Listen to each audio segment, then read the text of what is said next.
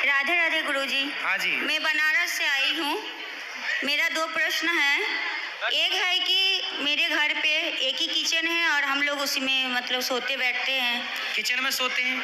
मतलब एक ही रूम है, उसमें खाना भी बनता है और रेंट पे रहते हैं और पूजा पाठ भी उसी में होता है। सही है, फिर क्या है?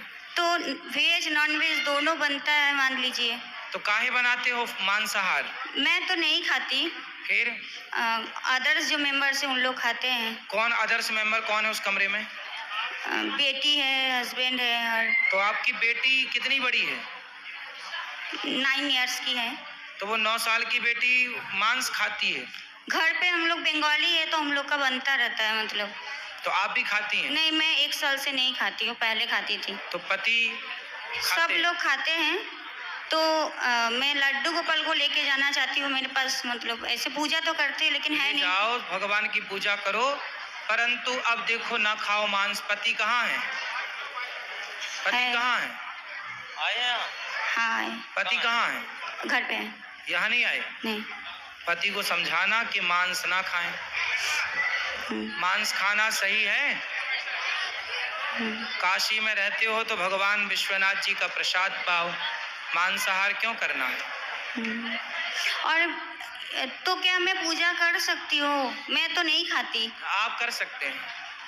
तो मैं स्वास्थ्य विभाग से जुड़ी हुई हूँ, कभी कभी मॉर्निंग ड्यूटी रहता है तो जल्दीबाजी में कभी कभी नहीं भी कर पाती हूँ पूजा। कोई बात नहीं, जब समय मिले तब पूजा पाठ करो। अच्छा, एक क्वेश्चन और है कि जैसे हनुमान चालीसा पढ़ते हैं तो उसमें 1 साल से पढ़ रही हूँ, पढ़ते पढ़ते मन भटक जाता है, नहीं पूरा कर पाते और दुनिया भर का क्वेश्चन भी उसी में आता है। तो उसके लिए क्या क्वेश्चन आता है? माइंड में चलता रहता है महाराज जी, कुछ ना कुछ। क्या चलता है बताओ? कुछ भी चलता रहता है, बच्चा है और फिर घर 3 बार भोजन भजन 1 बार, उसमें भी आते हैं विघ्न 1000। भक्ति कैसे बढ़ेगा महाराज जी? भक्ति कैसे करें? कथा बढ़ेगा कैसे? है? भक्ति बढ़ेगा कैसे? बढ़ेगा कैसे? हाँ, सत्संग करने से।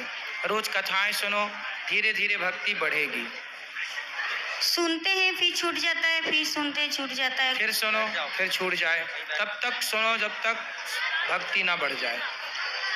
अच्छा, प्रणाम महाराज जी। खुश रहिए। राधे राधे गुरुजी। हाँ जी। आपके चरणों में कोटि कोटि प्रणाम। खुश रहिए। हमारा ये सवाल है कि मेरे पति कहीं दर्शन करने नहीं जाते हैं और हम अकेले जाते हैं अपने माता पिता के साथ।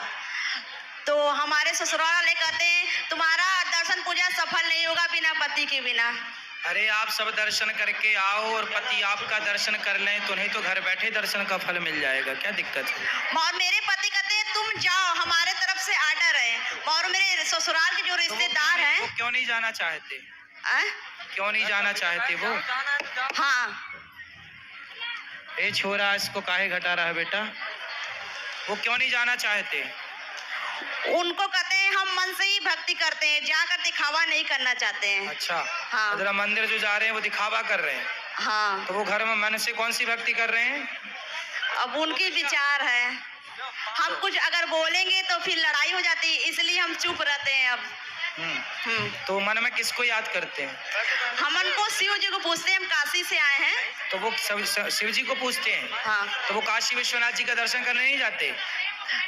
जैसे वो सबको पूछते हैं, मन से ही पूछते हैं, और जाते नहीं, कहते हैं भीड़ भाड़ में हम जाना नहीं चाहते हैं। काशी विश्वनाथ जी कभी कभी जाते हैं कि नहीं वो? हाँ जाते हैं। फिर ठीक तो है। और मेरी माता जी का कुछ सवाल है, वो बहुत दुखी है, आपसे सवाल करना चाहती हैं। कराओ।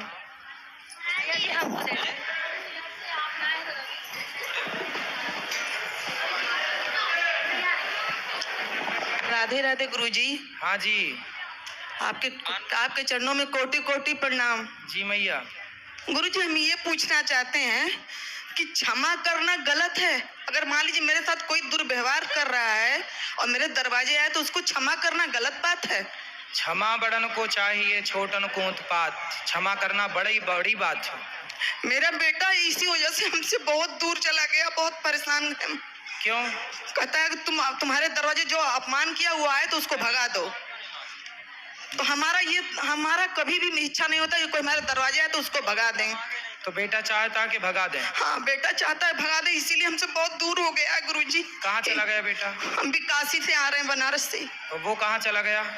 वो रहता है थोड़ा दूर, बहुत दूर रहता है, 10-15 किलोमीटर दूरी पे। तो वो आपके मिलने नहीं आता आपसे? नहीं गुरुजी, अगर फोन करके पूछ भी लेते हैं हाल चाल तो कहता तू क्यों पूछी मेरा हाल चाल, मेरा कोई नहीं है, मेरे माँ बाप मर गए। अच्छा। अनबन कहता है। तो हम सोचे कि उसको पैसा नहीं दिए अभी कुछ, इसलिए इतना क्रोधी में रहता है। फिर हम उसको एक जमीन थोड़ा सा था, उसको बेच के 8 लाख रुपया दे दिए उसको। तो पैसा काहे दे दिए, जमीन ही दे देते। तो जमीनें खरीदने के लिए दिए, तो वो अपने पत्नी को दे दिया, पत्नी उसकी अपने नाम से जमीन खरीद ली। बढ़िया, पत्नी होशियार है। मगर बहुत नफरत करता है हमसे गुरुजी। पत्नी से तो प्यार करता है। पत्नी से तो प्यार करता है। हाँ, पत्नी के साथ है तो प्यार करता है, तभी तो है उसके साथ। हाँ तो ठीक है, तो वो रहे अपनी पत्नी के साथ प्यार से।